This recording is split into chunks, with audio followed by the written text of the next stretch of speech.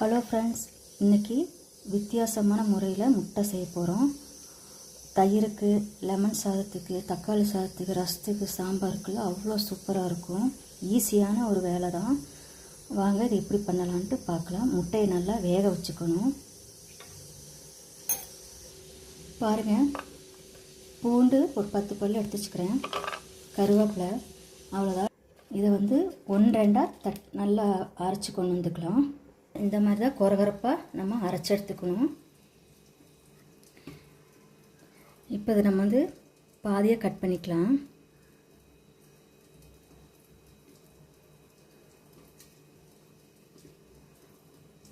இப்போ நம்ம நல்லா கட் பண்ணி வச்சிட்டோம்.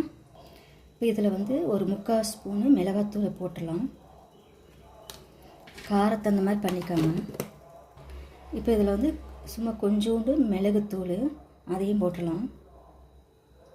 இப்போ நம்ம எண்ணெய் ஊற்றிட்டோம். எண்ணெய் நல்லா சூடாயிடுச்சு.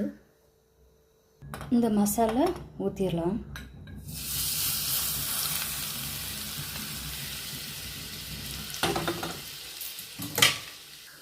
இதில் தேவையான உப்பு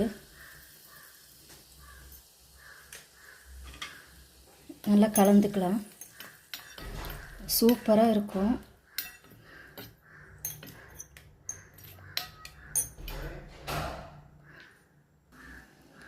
இப்போ இந்த முட்டையில் நம்ம இதை இந்த மாதிரி தடவிக்கலாம். போட்டு சூப்பராக இருக்குங்க.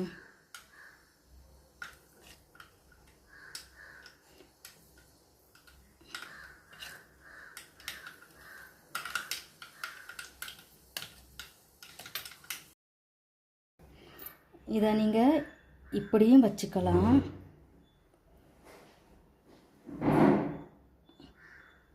ரெடி.